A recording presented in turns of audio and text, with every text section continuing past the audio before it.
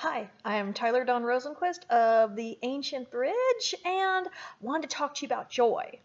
Now, I've been working on developing the fruits of the spirit for over 18 years now, 18 and a half years.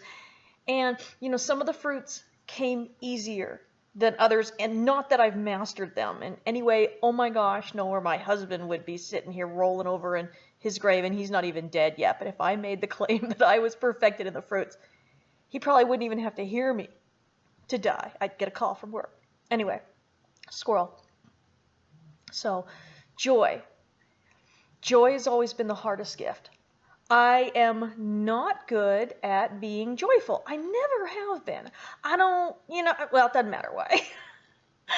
But I find it something that is very common in two or three, I don't know if I'm going to talk about three, but at least two different types of groups, both of which I belong to, actually. One is people in the ministry.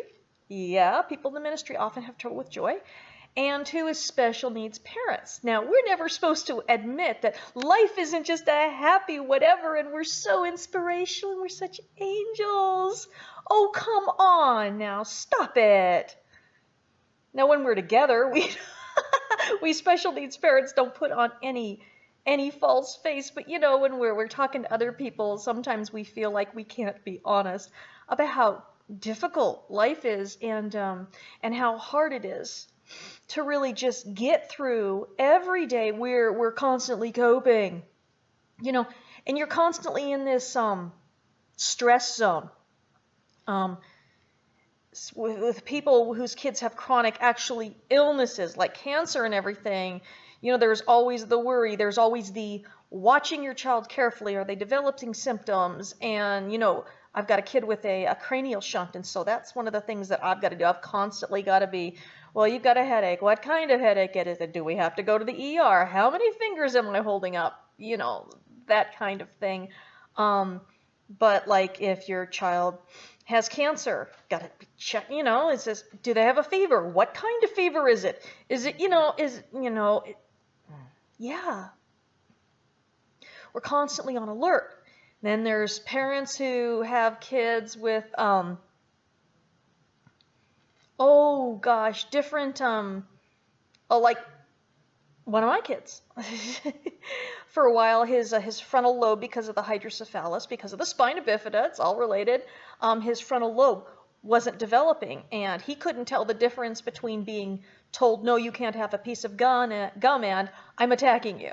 Literally, his brain was constantly fight or flight, and that was incredibly stressful until, we got him on some medication that allowed his brain to slow down and develop, and now he's off the medication, and he's much better, but he's still kind of a gooberhead because he's him. And some children have mental illnesses. Autistic kids, I can speak personally about autism. It's hard, and you never know what's going to set you off. You never know what's going to set your kid off. It's hard being in crowds. It's hard being around. And so the parent is always on alert, 24/7, 365. There is no vacation, and so we'll get back to that in a minute. Now let's look at the ministry. The ministry is incredibly stressful. Incredibly stressful. I mean, one, you've got people with a real entitlement attitude that you have the obligation to pour your life out 24/7, 365, just like what we do with the kids, but we actually are obligated to do that. That they own you, they own your time, that you owe them to agree with them on everything, that but they don't owe you anything. I accept criticism when they disagree, and not everybody's like that. There's just a few. Well, there's actually more than a few, but that is what your Facebook unfriend and block buttons are for, boys and girls. Yeah, it's really useful. Anyway, but a lot of people in the ministry came from families where they never felt good enough. And it's strange how I see God use these people. I mean, it's eerie. You'll get people from abusive situations, people who were abandoned, people who were in homes with addiction and abuse, and both. just women who were devalued as girls, and they tried to be boys. Second sons who were never as good as the firstborn son. Boy, you saw that a lot in the Middle Ages. And those kids were shunted off into the church, into clergy, just in case, keep them safe, just in case the firstborn golden child, dies, and they, oops, I guess we really do need you. You're the heir now. But I just kind of get sidetracked. Anyway, so there are other kinds of reasons, and I mean all those reasons that we see people, in the ministry, abuse and everything, and addiction, as your parent, people like that have trouble with the fruit of joy. As a matter of fact, it seems elusive and almost impossible to get. Now let's add to this. Okay, so when we come into an understanding of Torah, now one of the things that these groups often did enjoy was Christmas and Easter. Well, now we're being told that, we're being filled with salacious urban legends that ended up actually not being true, but, we're supposed to be celebrating the biblical feasts, and that's great. Let's do that. Well, the problem was we knew how to enjoy Christmas, and we knew how to enjoy Easter. We do not know how to enjoy the feast of the Lord or the Sabbath. No, we have to do this, so we get the wrong attitude about them, and we don't know how to have joy in them. So we've got all these issues. We've got people, if we're in the ministry, we've got people who are constantly tearing us down, constantly undermining us, and that includes other ministers. People who take, never contact you unless they want something, and then as soon as you give and give and give, and as soon as you do one thing they don't like, you are public enemy number one, false teacher. That wears on you year by year. Just the constant wanting to please people, but there's just no way to do it. And then, of course, special needs parenting and growing up in an abusive household.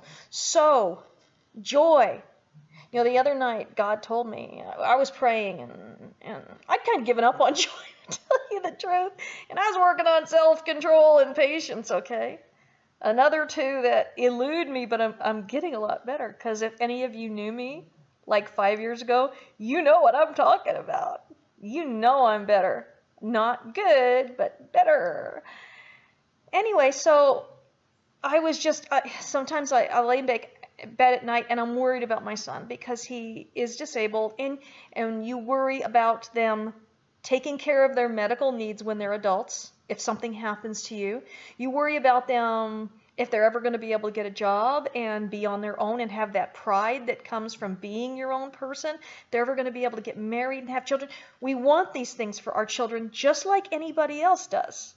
But we realize it may not be possible. We realize that this child may still be living with us, when we're 80, 90, whatever, and what happens to them when we're gone.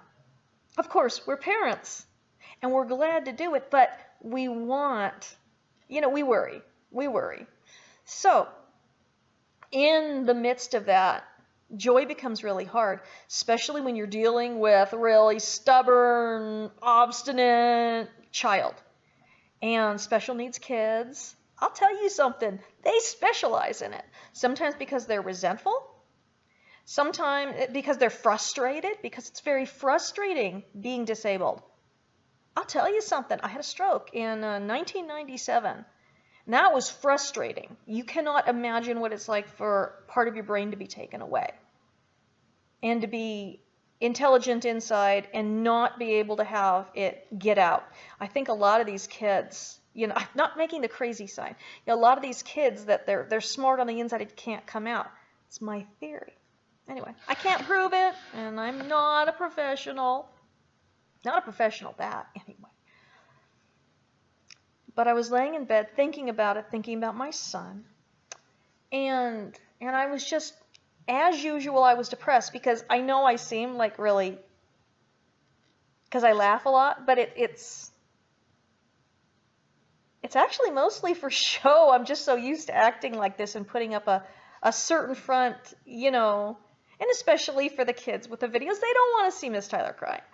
And you don't either, because the face gets all red, especially here, and it's bad.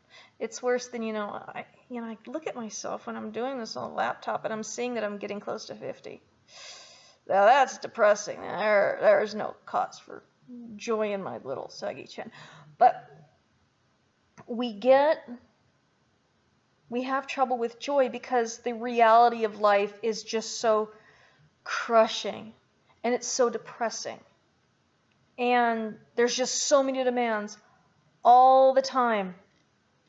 There's people all day long everywhere want to take, demand, react. And the way being in the ministry is like being a special needs parent. Only you can turn off the computer and you can turn off the phone. So I was laying there, and God just told me something. He said, remember joy. And no, he wasn't talking about my mother, Joy. He wasn't saying, remember your mom. He was saying, you need to remember the times in your life that you have been filled with joy. And this was interesting because I had just started doing these breathing exercises, and you feel this is to calm down, just center yourself, just not in a mystical way, but just I found when I was going through adrenaline addiction recovery, because when you're a special needs parent, sometimes you can get into PTSD, adrenaline addiction, where you're always hyper 24 hours a day because you're always on alert like you're living in a war zone. Well, I had done breathing, and so in conjunction with the breathing now, I would breathe in, fill my stomach, and then I would think of something. See, now this is a real smile. I would think about when my special needs son was in first grade, and at that point, none of the other kids wanted their moms around, but I would come and I would bring him lunch every day. And he would put his head up and he would close his eyes so that I would kiss both eyelids. And then I would think about, and that always makes me really happy, but I had forgotten that memory because life was so real. And see, look, I told you this is, okay, this is just so attractive, but that's okay. Then I thought about the time when my twins were just little. He's a twin. And they were so concerned with justice. Like, I would take the naps with them because, by the time they were born, I was almost 32. But you're at your 20s, and it's exhausting, and especially having one that's disabled. And so every nap, I would hold one of them for the nap. And so they were really fair about it, and if I forgot who I held last time, they knew. And so I would hold one, and the other one would be against my back in my bed. And the next nap we'd do it the other way, and that always makes me so happy. And I would think about we used to have this big, huge gray bear, and he was as big as the boys, and I would grab him, and husband's evil cat. I would grab him and I would chase the boys with him, and they would squeal and run in their room, and we would do this just about every day. And they'd be in their room, and then they'd wait, and then I'd be quiet on the outside. Then they'd open it a little bit and rah, and then they'd squeal and laugh and close the door again. And that is joyful to me. All of my joyful memories come from when my children were little. And doing the riding lawnmower on the 1.5 acres we had in Idaho, and how they would wait, and I would ride one all the way around the 1.5 acres, and then the one would get down and the other one would come up, and we would ride, and we would do this for the entire lawn mowing. And I had forgotten about these things. I mean, I hadn't forgotten, but I hadn't dwelled on them. You know what I was dwelling on? I was dwelling on the reality of my day-to-day situation. I was dwelling on just how difficult it is to be a special needs parent and the worries. And I was dealing on just ministry issues and how frustrating it can be. And I was dealing just on different things from my past. that have damaged me, and I'm doing my best to work through and to not do those things to other people, to make sure that I'm taking care of people and not damaging them. So God uses everything. And I wasn't dwelling on joy, and it seems so simple.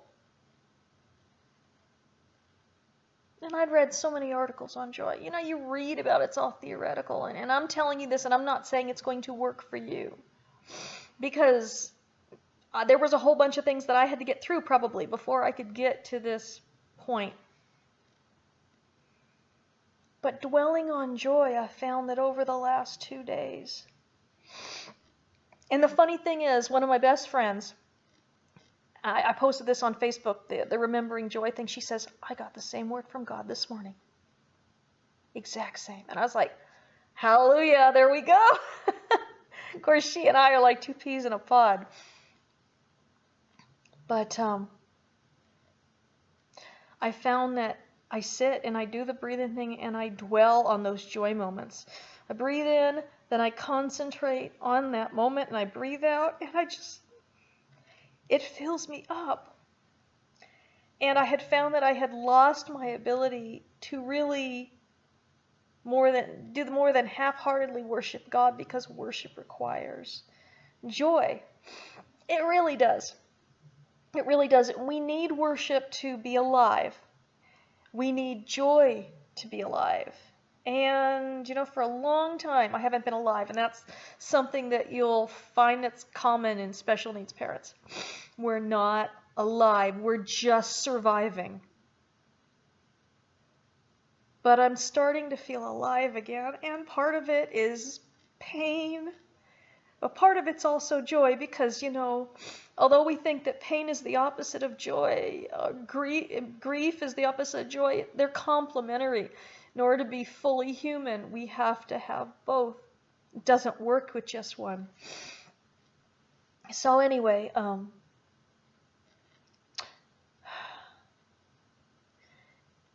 you know, if I can feel joy, because I know you guys are going like, well, she's funny. She's always making everyone laugh. Yeah, I am always making everyone laugh. I am excited, and I do you know, I enjoy teaching, but I haven't taken joy in it. Different.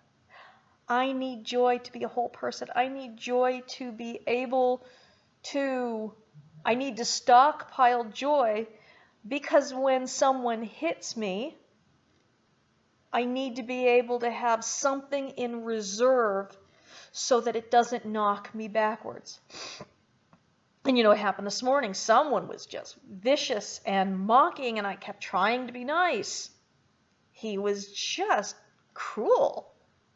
And he was cruel in the name of God, which is, you know, the most common type of cruelty that I come across. Anyway. But he did it. And because I had this stockpile that I had been piling up, this joy inside me, even though I don't feel it all the time, it made it okay. I was able to more rationally look at the situation and say, well, this guy's no one to me. Sorry, that sounds bad, but really, this isn't someone I love. This isn't someone who's representing God properly. He's cruel. He's mean.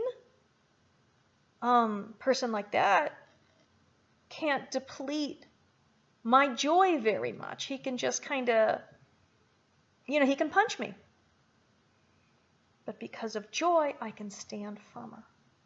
Anyway, I really hope that this is going to help somebody, and I apologize for crying. You know, I'm just a crier. It is. That's the way it is. Anyway, have a wonderful week, and I'll let you know how this is going. Maybe in a few weeks, after I've had some more practice. Storing up joy, and tomorrow I'm not going to post this the day I film it. Tomorrow's going to be my first Sabbath since going through this. Will it be different? I'm hoping my relationship with my family is going to be different, because I am a pill. And I know that my coping and my not experiencing joy has greatly impacted my family. And I'm sorry for that. I hadn't just been in survival mode, but it's joy time. Anyway, I love you guys. Have a great week. Bye.